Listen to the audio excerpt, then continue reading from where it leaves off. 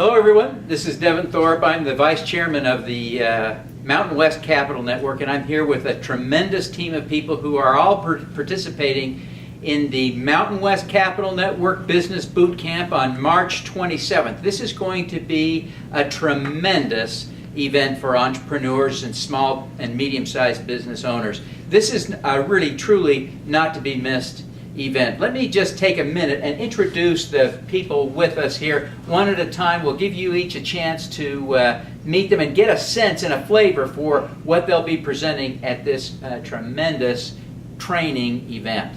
So first, let me introduce Claire Rude of CBiz Mayer Hoffman McCann. Claire, you've been in this business for a long time. This isn't your first rodeo. Tell us a little bit about what missteps entrepreneurs and small business owners sometimes face and how to fix them.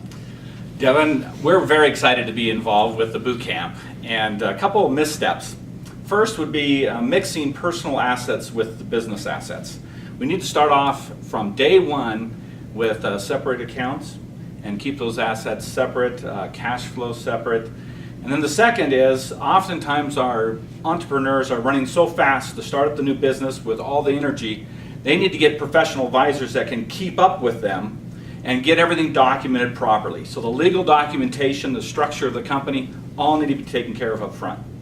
Fantastic. I'm sure there's a lot more to be said about this, and we'll look forward to having you present at the Business Boot Camp. This is going to be tremendous. Now, Paul Skeen, you're with I. Bailey, and you're a partner there. You've been doing this for a long time as well. One of the things that you help people deal with is integrating IT into the actual business operations of the organization. Tell us a little bit about how people can maximize and optimize the IT infrastructure and investment. Okay. Well, I think one of the things to really understand is that your IT system, whether it's with your accounting, your sales tracking, any of those things, can do a lot more than most people think they can do at the front.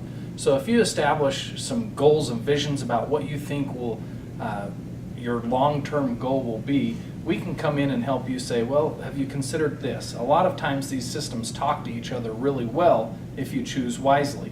If you don't choose wisely, you end up buying another system really quick. So Been there, done that. most of us have. So one of the things that we try and do is really understand the goals of an organization, get their big wild vision for what they want to become, and help them choose a cost-effective way of achieving that goal in the short term, and then something that can grow into the long term as well. Fantastic. Paul, thank you very much. Reed Chase with Tanner, your congratulations on your new partnership role there. Thank We're you. very happy to have you here today. Now, one of the things that entrepreneurs are always in the need of doing is trying to build forecasts. And there's so many different purposes for forecasts, and entrepreneurs are all optimistic. How do you manage all the risks and challenges and make meaningful forecasts? Yeah, that's a great question, Devin. And as an accountant, I shouldn't even admit this, but the only number you can guarantee won't be right is the numbers you put in your forecast. And I think a lot of times companies put a lot of time and effort into doing it, and it's important. This is what your prospective investors are looking at, and you want to make sure they make sense. If you're not financially minded, it's a good idea to bring somebody in to help you with those, to make sure they do make sense, that they're reasonable, and that you won't be embarrassed when you put those in front of a sophisticated investor. That's tremendous. It is so important, isn't it, to get that right. Thank you, Reed. We look forward to having you at the boot camp. This will be great. Now, Dave Chase, any relation to Reed? No, distantly, perhaps. Oh my God, Dave, we're excited to have you here. You're with Advanced CFO Right. Solution, and we're so glad to have you. You guys have been working, you and Kent Thomas and the other folks on the team have been working with Utah entrepreneurs for a long time to help people grow businesses. One of the key things that you've helped people with, you've helped them raise a lot of money. Tell us a little bit about how it is that you go about, how do you know when to raise money and how much? The first thing you need to really understand is the purpose you're raising money for, because your world's about to shift dramatically. If you're going from never having to raise capital to bringing in some outside investment, life changes completely in ways that you may not understand. First of all, you're going to get a control. Somehow somebody's going to want some sort of say in where those dollars are going. It's not going to be your decision completely anymore at that point. And you're going to start sharing the profits. Once you recognize that, that's kind of the first step. The right answer to when to raise capital typically is, with one exception I'll raise in a minute, as late as you possibly can. You want to wait as long as you can before you start bringing in outside money. For those reasons I already mentioned. The first place to get it is from friends and family. You want to bootstrap as much as you can and pull as much investment dollars out of your business as you can first before you go outside. When you go outside, recognizing those pitfalls, you need to look in a variety of places. It's a pretty complicated thing, raising whether it's going to be debt or equity or a variety of other ways to raise capital.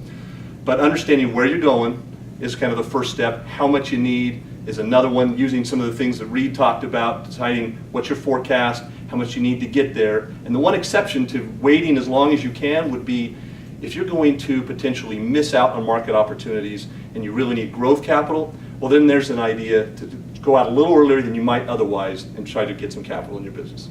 Fantastic.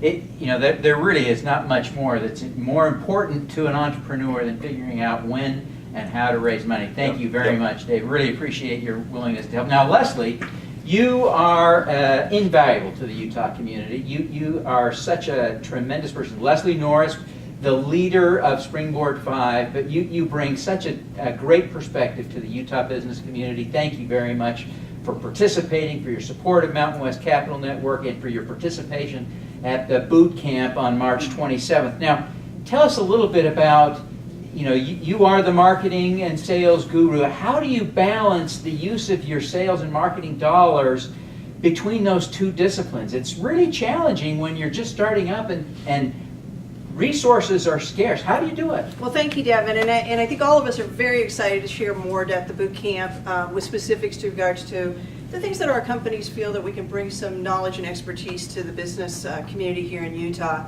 When it comes to marketing, there are many disciplines for folks to consider.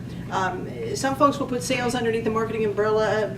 Adversely, some folks will say marketing goes underneath sales. However that works, the point is, in today's world, when entrepreneurs are seeking funding, there is more evidence now more than ever, actually, that each phase of your funding and life cycle within the corporation require different percentages and commitments to your marketing program that does support and helps the pull through of awareness leading to the bottom line.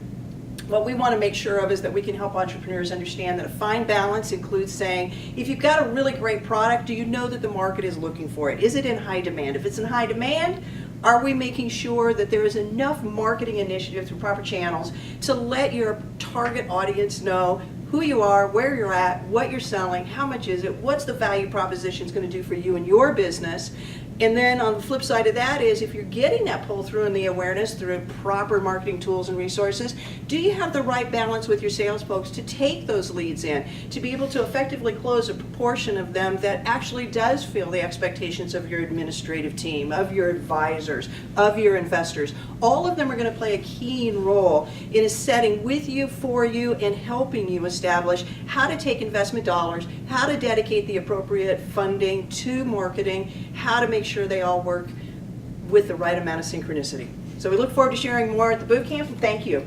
Thank you very much, Leslie. Now this business boot camp is going to be a tremendous event. Again, March 27th, right here in Salt Lake City. It'll be at the Little America, and it will be just a fun, fact-filled, intensive training day. I'm going to kick it off with a little crowdfunding training. We'll have Jeff Curl in at noon to talk about Stance. He's going to be a very motivational speaker. He's a tremendous entrepreneur.